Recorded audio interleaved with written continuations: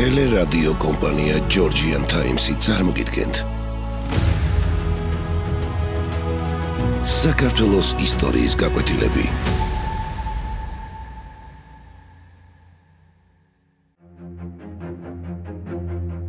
ტრაპიზონი, საქართველოს საიდუმლო იმპერია. ასწლეულების განმავლობაში ბიზანტიის იმპერია მსოფლიოს ერთ-ერთი უძლიერესი სახელმწიფო იყო.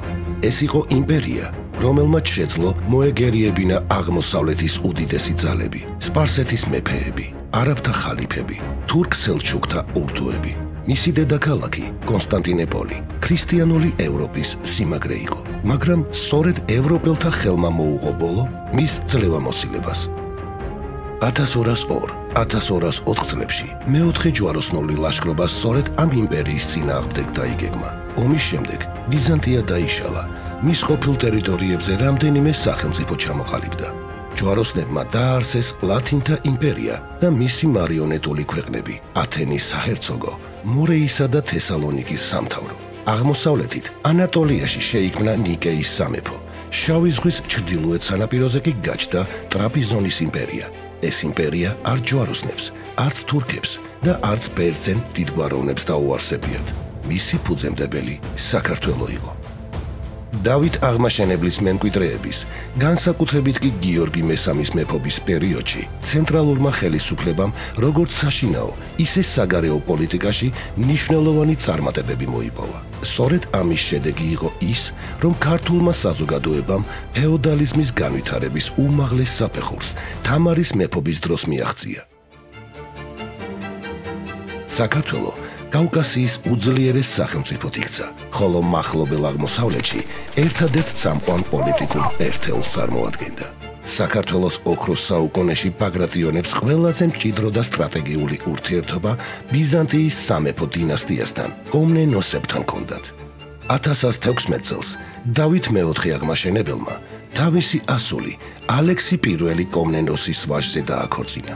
კეთილმეზობლური პოლიტიკა არც შემდგომ შეცვლილა. განსაკუთრებული ყურადღება მოითხოვს ანდრონიკე პირველი კომნენოსი, რომელიც ტახტზე ასვლამდე საქართველოს ხშირი სტუმარი იყო. მეფე გიორგი მესამესთან მისი მეგობრობა იმდენად მჭიდრო იყო, რომ ლაშქრობებშიც თან ახლდა ქართველებს. 1180 წელს მათი შვილები, რუსუდანი და მანუელი, დაქორწინდნენ. ამ ქორწინებით კიდევ უფრო მტკიცე გახდა საქართველოსა და ბიზანტიას შორის დინასტიური კავშირი. ამასთანავე, საინტერესოა ისიც, რომ ბიზანტიის კეისრის ერთ-ერთი ვაჟი ალექსი კახეთში დამკვიდრდა და ანდრონიკაშვილთა გვარს დაუდო სათავე. ყოველივე ეს კავშირი პოლიტიკური, სამხედრო და სავაჭრო პარტნიორობის გარანტორი იყო. მე-12 საუკუნის ბოლოს ბიზანტიის იმპერია შიდა არეულობამ და თურქ-სელჩუკთა შემოსევებმა შეარყია.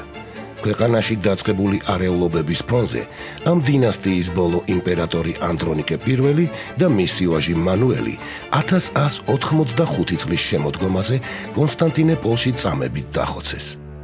ხოლო მანუელის მცირეწლოვანი შვილები, ალექსი და დავითი, მონათესავე ბაგრატიონებთან გააპარეს და ასე გადაარჩინეს გარდაუვალ დაღუპვას.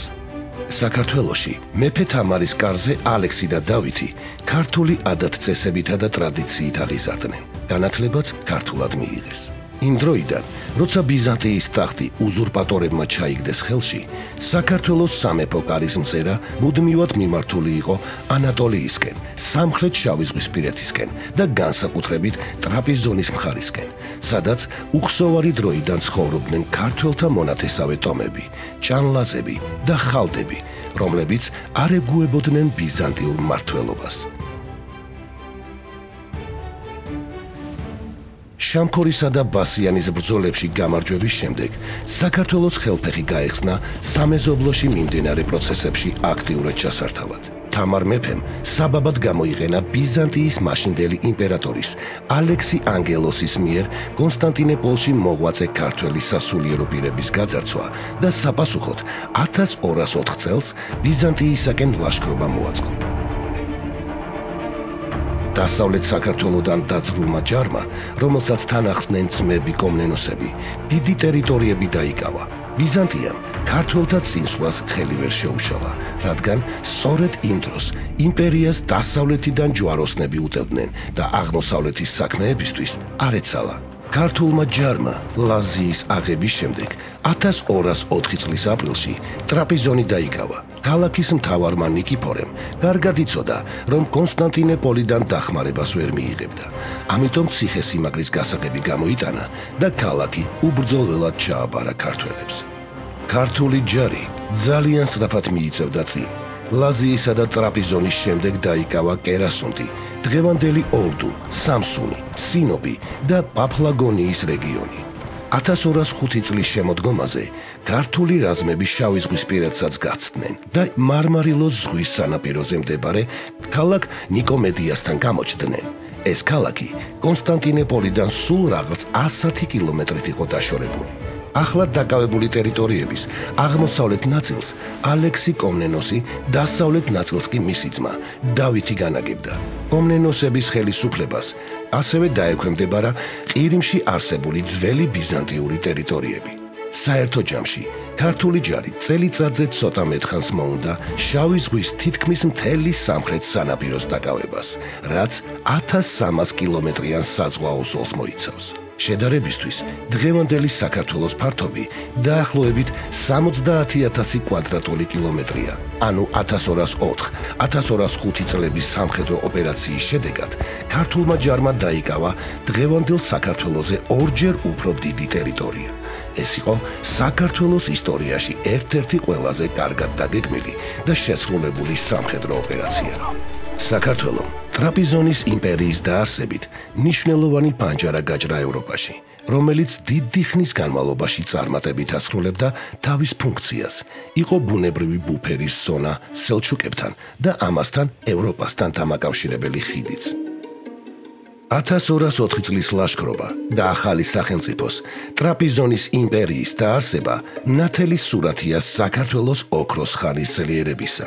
ეს იყო დრო, როდესაც ქართველებს სამხედრო ძალას თანსდევდა ძლიერი პოლიტიკური ნება და სახელმწიფოებრივი ხედვა. თუმცა თამარ მეფის გარდაცვალების შემდეგ ვითარება შეიცვალა. ალექსი კომნენოსმა სცადა ნიკეის სამეფოს დაპყრობა, მაგრამ მათთან ბრძოლაში დამარცხდა და შედეგად რამდენიმე შავი ზღვისპირეთის ქალაქიც დაკარგა. ყველა გამოწვევის მიუხედავად, მე-13 საუკუნის განმავლობაში ტრაპიზონის იმპერიის ორიენტაცია არასოდეს დამდგარა ეჭვქვეშ. იგი ფაქტობრივად საქართველოს პროტექტორადად რჩებოდა. თუმცა მე-14 საუკუნეში ვითარება შეიცვალა. კონსტანტინეპოლიდან ჯვაროსნები გააძევეს, ბიზანტია ნაწილობრივ აღდგა, ხოლო საქართველო დასუსტდა და დაიშალა. სწორედ მაშინ დაიწყო ბრძოლა პროქართულ და პრობიზანტიურ ძალებს შორის. უნდა ითქვას, რომ ტრაპიზონის იმპერია ყველაზე ხანგრძლივად არსებობდა, უფრო მეტ ხანსაც კი, ვიდრე თავად ბიზანტიის ართგენილი იმპერია.